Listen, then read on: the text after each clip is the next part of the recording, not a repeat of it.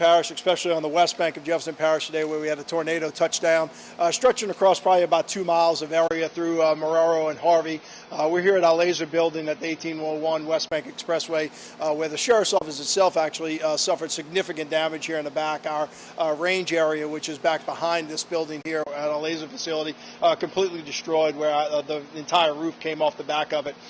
We have numerous units. We brought in all of our specialized units out tonight. We brought in our day watch and night watches. Happened on the day watch, and our night watch came in early, and our day watch stayed late. Have several road closures still here in the area. West Bank Expressway, especially in the lower portions, are closed, and we'll have certain neighborhoods that were heavily affected by storm damage that will be closed probably through the night.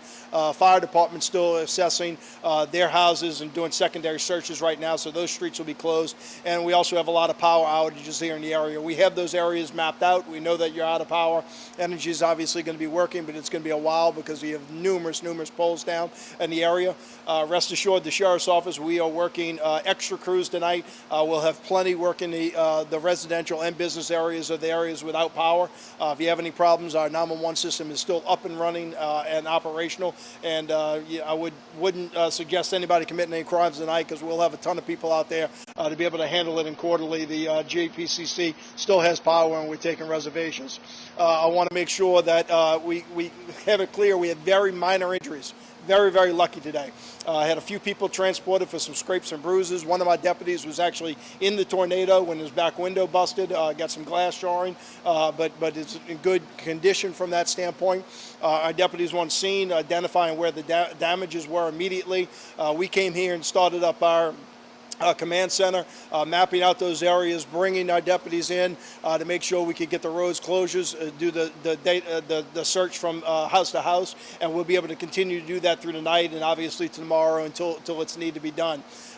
Here with Parish President Cynthia Lee Shang, along with council members Ricky Template, Scott Walker, Dominic Impostado, and Dino Bonanno, working together with the parish and the fire department. I'll let her give the updates on her departments of what's happening. Really also want to thank, thankfully us, we were kind of prepared. Let's face it, we got some messages this morning from the school system about closing the schools early today. I can't necessarily say that I was in 100% favor of that, right? You're looking at it and trying to figure out what storms are going to do. Well, it's a great reminder of why we took the precautions they did. Parish closed early today at 12. I did the same thing. This is an administrative building that was here. My academy class is happening in the building that lost its roof just now. They actually kept our academy class here till 2 o'clock today, kept them after the 12 o'clock into 2 just to finish up some training. And sure enough, 4 hours later, the entire roof is gone off the building. So those precautions certainly save some injuries, save some lives, and you can always hope it goes the other way and hope it doesn't happen. But this was a case where we took some actions this morning, and it certainly worked out for us. I'll let Parish President Cynthia Lee Shang talk, and I'll take any questions afterwards, y'all. Thank you. Cynthia. Thank you. I know the sheriff introduced our council members. I'm going to thank them for being here. I want to also say Chief Don Robertson and Joe Valiente from our emergency operations team has also been here. So, I got word about 4 o'clock that the tornado hit. So for the past several hours, we've been kind of canvassing the area. It's about a 9 by 5 block. Is that what you said? 9 by 5 block area where a lot of the damage took place. This tornado seems like it hit in a lot of places, and through that neighborhood, it just kind of plowed through and really did a lot of damage. So we lost daylight early, unfortunately. So we were able to bring out some lights. As I was leaving that area, we were bringing out more lights to try to put the lights at the first part of the block and light it up, and we were able to get through a little bit more. Our fleet is going to keep those lights fueled through the night, so we will continue to do that assessment. We did the first assessment earlier today, and that's just about life safety. And then the second assessment they're undergoing now, a little bit deeper look into the building, understanding the damage, talking to residents, so they're going to start that right now. I did declare a state of emergency earlier tonight, so that has been done. The whole area that I'm talking about has been secure with barricades. And luckily, as the sheriff said, we've had no victims so far, and that is the blessing that we've had tonight. I've had talk to residents that it's a strange thing. It's the same state of shock that they're in a hurricane when they see their house damaged. It's unfortunately the same look. And when I talk to them, it's the same thing, except, thank God, crying from the loss of a loved one is a different kind of cry, and I've not had to hear that tonight. So that has been the real blessing of the evening for us. Terrytown Playground was opened as a shelter, and we've had many families go there throughout the evening. I just got a call. I think the few that were remaining were still trying to go to relatives' houses. So most of those people found a little bit more comfortable place to stay, but we did have that shelter open for the people who were immediately displaced. Our EOC number is 504-349-5360. So we want to make sure everybody has that number. We are working with Red Cross for the people who have been displaced. They're not, the house structures, when you go look at it, if you've seen it today, they're not livable, some of them. They're not safe to be in, especially right now tonight. So Red Cross is helping us with that. I was able to speak with Patrick Hamby with Entergy. So we initially did a priority for what we need his assistance on, things like the hospital, Weinhoven Apartments, we know they're on generator power, our West Bank water systems on generator power. So the critical infrastructure that we need powered up quickly, we gave him that list, and they will start their assessments after that. Atmos was working with us. We had some gas leaks earlier today. All of those have been handled already, so we want to thank them for being on the ground with us so very quickly.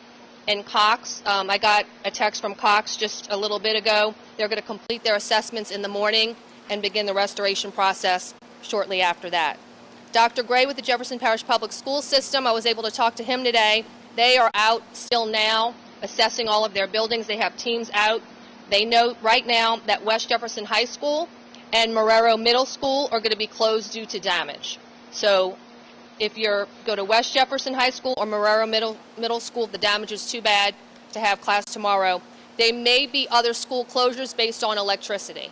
So what they're asking is that parents are going to be notified as soon as possible, and they will use their district email and student progress messaging system to notify parents about that. Again, more schools might be closed because of a lack of electricity, so I think they're waiting to see on that. I do want to thank all of the media, because when I talked to the families, many of the families I talked to heard it on the news that the tornado was coming in that area. Take cover now. They literally were watching television saying it looks like it's going to hit the Harvey Marrero area, take cover, and they did that. Many people also got the text alert from the National Weather Service. So it's the technology that helped people. The tornado happened very quickly. People were telling me 10 seconds, 30 seconds, very fast. So the fact that they happen to be watching TV or they happen to have their phone and get that text alert really, I think, helped us be in the position that we're in tonight to say that we have no fatalities. So we want to thank everybody for that, and I'm sure the sheriff will agree. We don't want people sightseeing. The area is very dangerous. There's exposed lights, poles are down. It's not the area. Our people, our first responders still need to do their work. The people whose houses are there are not going to want the place to be like a tourist area. So let's respect them, respect what they have to go through. Let the only people in the neighborhoods be the people who need to be there, the utility companies. So please, let's respect them and the needs that they have to restore their lives, and let's not drive through the area and be a sightseer. Okay? Sheriff?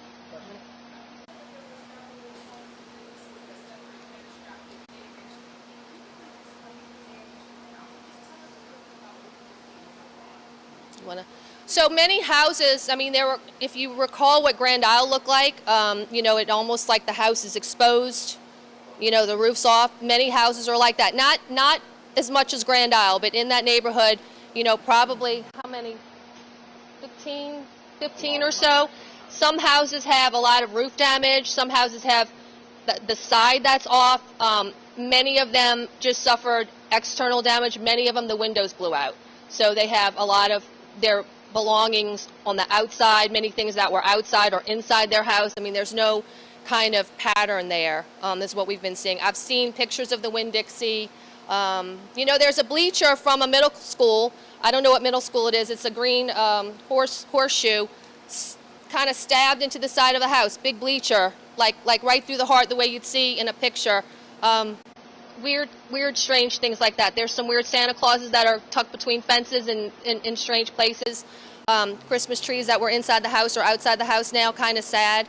But you see all those kind of things. And it kind of hit the neighborhood Chief was telling me it didn't go in a straight line. I haven't seen, we'll see that in the future, but it seemed like it popped around. It was in a diagonal through that neighborhood, but it didn't seem like it was a straight diagonal. It seemed like it popped around a lot. That's the Harvey area. Chief, you want to give the perimeter that we said? Do you know it offhand? Yeah, so it's basically Foss Avenue in Harvey to 3rd Avenue from 8th Street to 4th Street in Harvey. And that's what they did for their assessments. They had that perimeter. They were trying to shrink the perimeter the rest of the day. We had teams going out comprised of the sheriff's office staff, our firefighters, as well as the EMTs going out and really divided that map up. So, okay. Any other questions?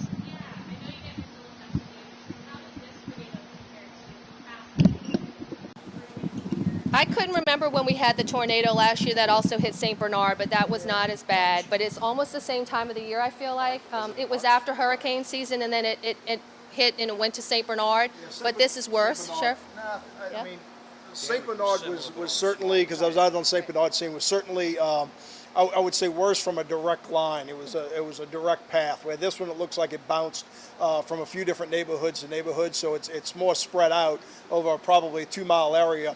So, you know, same significant damage to certain houses that exist, but you know, I remember St. Bernard was a direct path where you knew exactly where it came through. This one, you know, we can see, we've identified on my map different property that's out, and there's definitely bounces from place to place. So. I don't, you know, I mean, I wouldn't say long minutes, but I mean, I don't know the answer to that question. Yeah, on the whole path, I don't know, but when I talked to residents and I asked them how long they thought it was, I heard between 10 and 20 seconds. It happened that quick, very fast, at their house, obviously. So the whole path might have taken several minutes to go through JP. Yeah.